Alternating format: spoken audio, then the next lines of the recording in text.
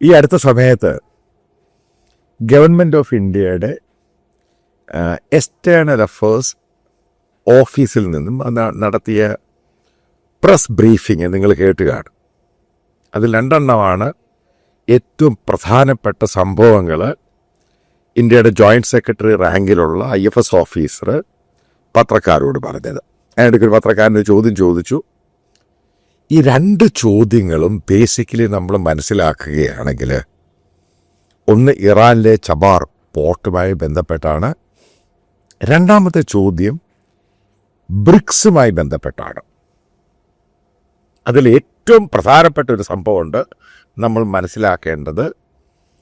ഈ 2026 ബ്രിക്സിൻ്റെ ചെയർമാൻ സ്ഥാനം ഇന്ത്യക്കാണ്. ഇന്ത്യയിലാണ് ബ്രിക്സിൻ്റെ മീറ്റിംഗ് നടക്കുന്നത്.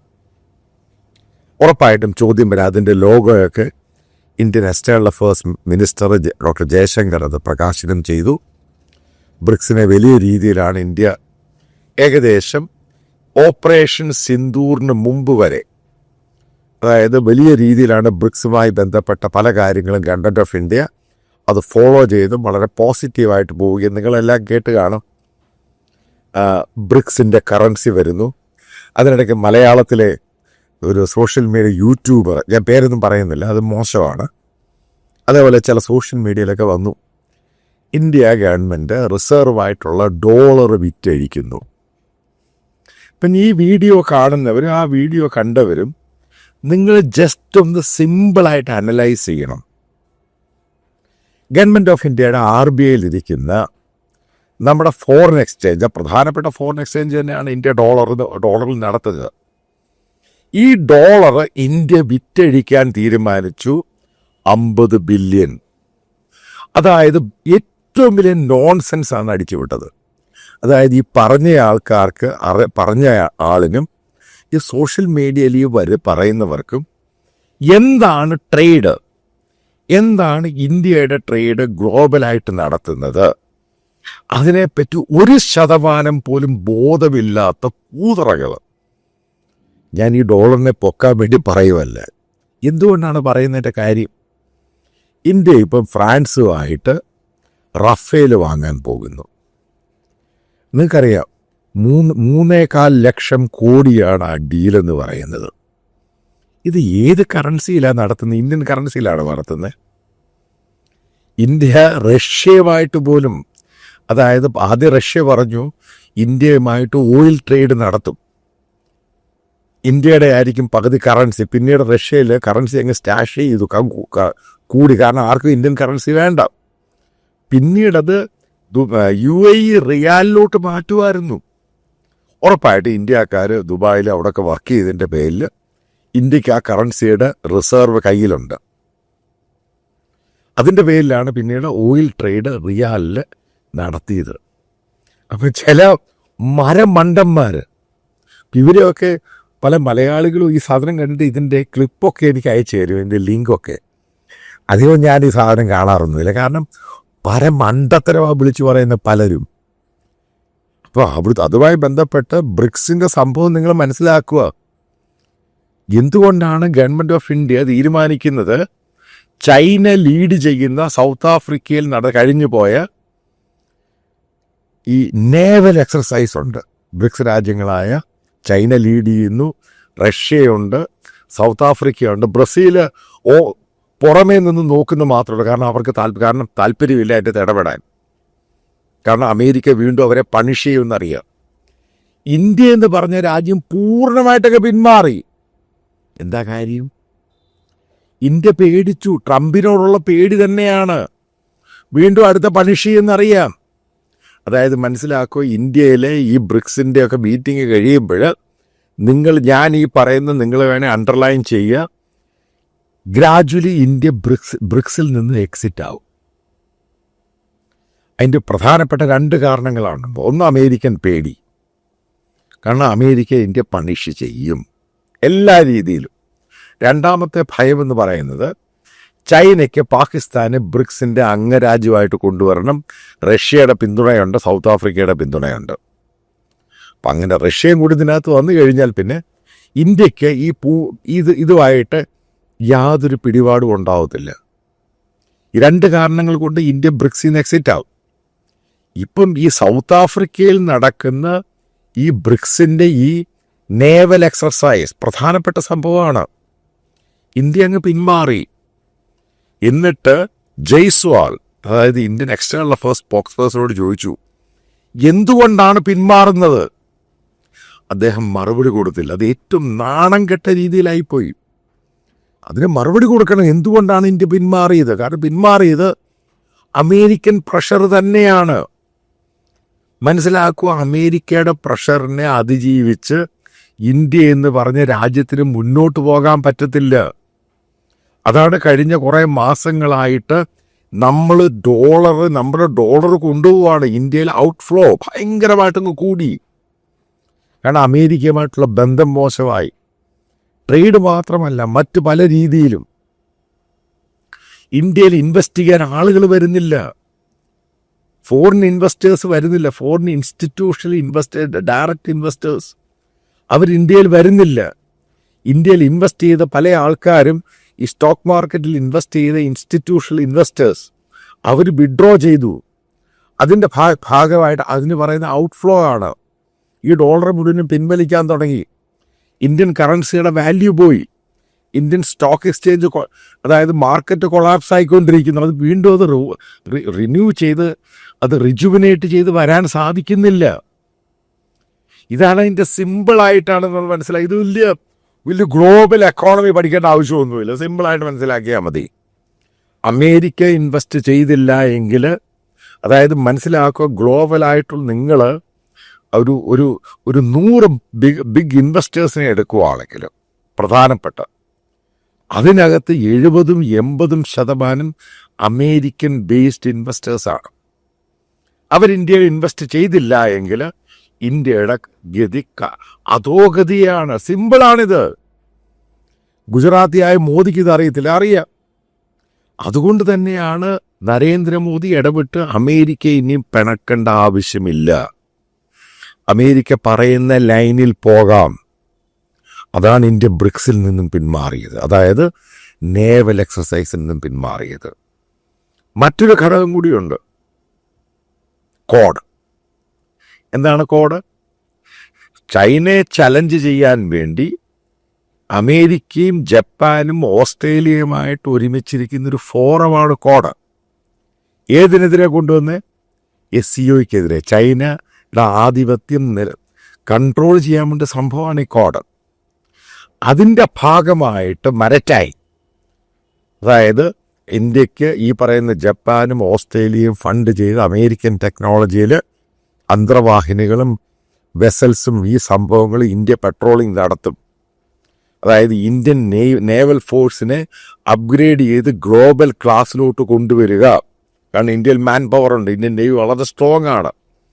നമ്മുടെ ഏറ്റവും വലിയ പ്രശ്നം, നമ്മുടെ കയ്യിൽ ഇത്രയും പണമില്ല. അപ്പോൾ ഇവരുടെ സഹായവും ടെക്നോളജിയും സഹായത്തോടു കൂടി ഇന്ത്യയിൽ വെസൽസ് ഉണ്ടാക്കുന്നു, അതായത് ഡിഫൻസിൻ്റെ വെസൽസ് ഉണ്ടാക്കുന്നു, അന്തർവാഹിനി ഉണ്ടാക്കുന്നു. ഇതായിരുന്നു പ്ലാൻ. അപ്പം ഇന്ത്യയോട് കൃത്യമായിട്ട് പറഞ്ഞു, നിങ്ങൾ ഒന്നുകിൽ ബ്രിക്സിൽ നിൽക്കുകയാണെങ്കിൽ, ചൈനയുടെ കൂടെ നിൽക്കുകയാണെങ്കിൽ നിങ്ങൾക്ക് പോകാം, പക്ഷെ കോഡിനകത്ത് പിന്നെ കാണില്ല. കോഡിൻ്റെ എല്ലാ പ്രോജക്റ്റുകളും ഈ പറയുന്ന ഇന്ത്യക്ക് കൊടുക്കേണ്ട എല്ലാ സഹായങ്ങളും, ടെക്നോളജി ആണെങ്കിലും മറ്റുള്ള ഈ സാധനങ്ങൾ ഇല്ലാതാകും. ഇതാണ് സംഭവം. അപ്പോൾ ഈ ഇന്ത്യയുടെ മുമ്പിലുള്ള ചോദ്യമാണ്, ബ്രിക്സ് വേണോ കോഡ് വേണോ? ഇന്ത്യ തീരുമാനിച്ചു കോഡ് മതി. കാരണം അതാണ് ഇന്ത്യക്ക് പോസിറ്റീവായിട്ട് പോകാവുന്ന കാര്യം. അല്ലെങ്കിൽ ജപ്പാനോടും ഓസ്ട്രേലിയയോടും അമേരിക്കയായിട്ട് ഇന്ത്യ തെറ്റും. അതോടുകൂടി നമ്മൾ മനസ്സിലാവില്ല, ജാപ്പനീസ് കമ്പനികളാണ് ഈ അന്തർവാഹിനിയുടെയും ഈ പറയുന്ന ഈ വിമാനവാഹിനി കപ്പലുകൾ ഇതിൻ്റെയൊക്കെ ഇൻവെസ്റ്റ് ചെയ്യുകയും, ഓസ്ട്രേലിയ ഉൾപ്പെടെ. ടെക്നോളജിക്കൽ ഇൻപുട്സ് വരുന്ന അമേരിക്കയാണ്, ഇതിൻ്റെ ഇൻ്റലിജൻസ് സഹായങ്ങളെല്ലാം വരുന്ന അമേരിക്കയാണ്. ഈ രീതിയാണ്. കാരണം ഇൻഡോ പസഫിക്, ചൈന ആ ഭാഗത്ത് പെട്രോളിംഗ് നടത്തുക, ഇതാണ് കോഡിൻ്റെ ഉദ്ദേശം. ആ സംഭവം വേണോ വേണ്ടായോ? ഉറപ്പായിട്ടും പിടികിട്ടി ഇന്ത്യക്ക്. അത് ചൈനയുടെ കൂടെ പോകുന്നത്, റഷ്യയുടെ കൂടെ പോകുന്നതും ഇന്ത്യയുടെ സെക്യൂരിറ്റിക്ക് മാത്രമല്ല, ഇന്ത്യയുടെ ഗ്രോത്തിന് തടസ്സമാകും. അതുകൊണ്ട് പിന്മാറി. സിമ്പിളായത്. ഇത് പിന്നെ അത് വലിയ സയൻസ് ഒന്നുമില്ല. ഈ പറയുന്ന ഡോളറിനെ ഹിറ്റ് ചെയ്ത് നശിപ്പിക്കാൻ ഇന്ത്യ ശ്രമിക്കുകയാണെങ്കിൽ കൃത്യമായിട്ട് ഞാൻ പറയാം, ഇന്ത്യ അതിന് കൂട്ടു നിൽക്കുന്നു എന്ന് അമേരിക്കയ്ക്ക് തോന്നിയാൽ ഇന്ത്യയെ പണിഷ് ചെയ്യും. അവർ വല്ലാത്ത രീതിയിൽ പണിഷ് ചെയ്യും, ചെറിയ രീതിയൊന്നുമല്ല.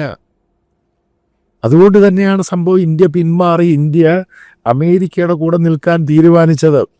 അതാണ് ട്രംപിനോടും അമേരിക്കയോടും ഇന്ത്യക്ക് ഭയമുണ്ട്. ഇന്ത്യക്ക് ഒരു ഒറ്റയ്ക്ക് നിന്ന് മുന്നോട്ട് പോകാൻ കഴിയാത്ത രാജ്യമാണ്. സാമ്പത്തികമായിട്ടും മിലിറ്ററി സംഭവം നമുക്ക് നല്ല മാൻ പവർ ഉണ്ട്. പക്ഷേ ടെക്നോളജി കാരണം ഗ്ലോബലായിട്ട് അപ്ഗ്രേഡ് ചെയ്യുകയാണ് പലതും. നമ്മൾക്ക് ഈ സഹായങ്ങൾ കിട്ടിയേ മതിയാകത്തുള്ളൂ. ഇന്ത്യക്കാർക്ക് ഗ്ലോബലി ജോലി കിട്ടിയേ മതിയാകത്തുള്ളൂ. അങ്ങനെ പല മൾട്ടിപ്പിളായിട്ടുള്ള പല ഘടകങ്ങളുണ്ട്. അതാണ് നരേന്ദ്രമോദി പഴയ സ്റ്റാൻഡിൽ നിന്നൊക്കെ അങ്ങ് പിന്മാറി. ഭയക്കുന്നത് തന്നെയാണ് പിന്മാറിയത്, വേറൊന്നുമല്ല. ഇനി അടുത്ത സംഭവം പോവാം. ഇന്ത്യൻ പ്രധാനമന്ത്രി ചബാർ പോർട്ട്, മനസ്സിലായി, ചബാർ പോർട്ടിന് ഭയങ്കര പ്രത്യേകതയുണ്ട്. ഇതൊന്നാമത് പാകിസ്ഥാനെ ബൈപ്പാസ് ചെയ്തു പോകുന്ന, കാരണം പാകിസ്ഥാൻ ബൈപ്പാസ് ചെയ്തു പോകുന്ന ഒരു പോർട്ടാണ് ഇറാനിൽ. ഇന്ത്യൻ പ്രധാനമന്ത്രി തന്നെയാണ് ഈ പോർട്ടിൻ്റെ ഉദ്ഘാടന സമയത്ത് പറഞ്ഞത്, ലോകത്തൊരു രാജ്യങ്ങൾക്ക് തടയാൻ സാധിക്കില്ല, ഇന്ത്യ ഇറാനിൽ പോർട്ട് പണിയും. അന്നും ഞാനൊരു ഫേസ്ബുക്ക് പോസ്റ്റ് ഇട്ടിരുന്നത് ഇത് അമേരിക്ക പറഞ്ഞിട്ട് തന്നെ ചെയ്യുന്ന പരിപാടിയാണ്. കാരണം ഇന്ത്യയെ ഗ്ലോബലായിട്ട് വളർത്തുക എന്നത് അമേരിക്കയുടെയും കൂടെ ആവശ്യമാണ്. കാരണം ആരെ കൗണ്ടർ ചെയ്യണം? ചൈനയെ കൗണ്ടർ ചെയ്യണം.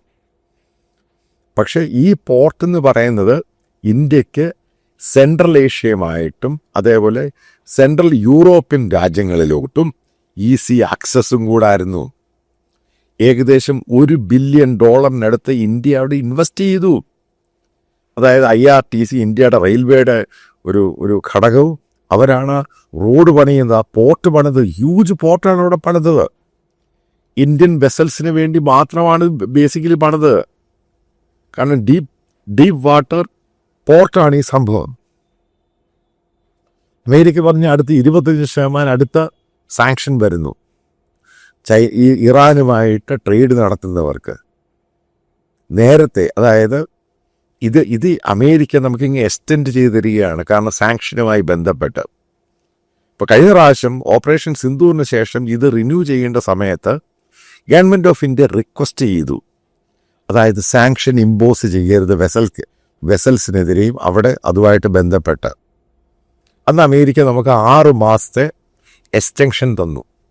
അത് ഏപ്രിലിൽ അവസാനിക്കുകയാണ്. അപ്പം നമ്മൾ ഇറാന് കൊടുത്തൊരു ഉറപ്പുണ്ട്, ആ റോഡ് പോർട്ടുമായിട്ട് ലിങ്ക് ചെയ്യുന്ന റോഡ് പണിയും അതേപോലെ പോർട്ട് കംപ്ലീറ്റ് ചെയ്യാനുള്ള പണം ഇന്ത്യ ഇൻവെസ്റ്റ് ചെയ്യും. അത് ഇന്ത്യ ആയിരിക്കും അത് പരിപൂർണമായിട്ട് ഹാൻഡിൽ ചെയ്യുന്നത്. അതിൻ്റെ ഓരോ ഷിപ്മെൻറ്റും അനുസരിച്ച് യൂസ് ചെയ്യുന്നതനുസരിച്ച് അതിൻ്റെ ഭാഗം ഇറാന് കൊടുക്കും. എന്താണ് ഇപ്പോൾ ഇറാനുമായിട്ട് ചെയ്തത്? ഈ പറയുന്ന $120 മില്യൺ ഇന്ത്യ ഇറാന് കൈമാറി. എന്താണ് പറഞ്ഞത്? കാരണം നെഗോഷിയേറ്റ് ചെയ്യാൻ ശ്രമിക്കും, നടന്നില്ല എങ്കിൽ ഈ പോർട്ട് മുഴുവൻ ഇറാൻ എടുക്കാം എന്ന പേടി തന്നെയല്ല. ഇത് അമേരിക്ക പേടി തന്നെയാണ്. ഇതാണ് കാരണം. അല്ലാതെ കുറച്ച് പയർ നിർത്തി അത് നിർത്തി, ഇതൊക്കെ നോൺസെൻസാണ് ഈ കാര്യങ്ങൾ. നിങ്ങൾ ട്രേഡിൻ്റെ സൈസ് ഓഫ് ഡീൽ നോക്ക്. ഇതിനകത്ത് കുറച്ച് അവിടുന്ന് പയർ വരുന്നത് 30% ഇതാണ് സംഭവം. അതിൻ്റെ വോളിയമാണ് നോക്കേണ്ടത്. അതായത് അമേരിക്ക എന്ന് പറയുന്ന ഒരു ലോക പോലീസാണ്. ഗ്ലോബലായിട്ട് അവർ തന്നെയാണ് ട്രേഡ് ഹാൻഡിൽ ചെയ്യുന്നത്. അവർ പോകുന്ന രീതിയിൽ ഇന്ത്യ പോയില്ല എങ്കിൽ അവർ പല രീതിയിൽ ഇന്ത്യയുടെ പല അസറ്റുകളെയും മറ്റു പലതിനെയും ഇന്ത്യയുടെ ഗ്ലോബൽ മൂവ്മെൻറ്റിനെ തന്നെ ബാധിക്കും. അതായത് പൂർണ്ണമായിട്ടും പറയാം, റഷ്യൻ ഓയിൽ നിർത്തി, ഇന്ത്യ യു ടേൺ അടിച്ചു. മറ്റ് പലതും എടുക്കുക, ഇന്ത്യ യു ടേൺ അടിച്ചു. വെനസ്വേല, ഇന്ത്യ ഒരക്ഷരം മിണ്ടിയില്ല. എന്താ മിണ്ടാൻ പറ്റില്ല. അതാണ് ട്രംപിനെതിരെ പറഞ്ഞ ഈ ഗ്രീൻലാൻഡ് ഇഷ്യൂവുമായി ബന്ധപ്പെട്ട് 10% ട്രംപ് അഡീഷണൽ ഈ യൂറോപ്യൻ രാജ്യങ്ങൾക്ക് കൊടുത്തു. അപ്പം നിങ്ങൾ വിചാരിക്കും എന്തുകൊണ്ടാണ് യൂറോപ്യൻ രാജ്യങ്ങൾക്ക് മിണ്ടാൻ പറ്റാത്തത്? ഇതാണ് യൂറോപ്യൻ രാജ്യങ്ങൾ പോലും സൈലൻ്റാണ് അമേരിക്കക്കെതിരെ, പ്രത്യേകിച്ച് ട്രംപിനെതിരെ. കാരണം അവൻ്റെ കയ്യിൽ മസിൽ പവറുണ്ട്, പണമുണ്ട്, മിലിറ്ററി ഉണ്ട്. അവർക്കിത് കാരണം യൂറോപ്യൻ രാജ്യങ്ങൾക്ക് സ്വന്തമായിട്ട് നിൽക്കാൻ പറ്റില്ല. അവർ ഒരുമിച്ച് കൂടിയിട്ട് പോലും അവർക്ക് നിൽക്കാൻ പറ്റുന്നില്ല.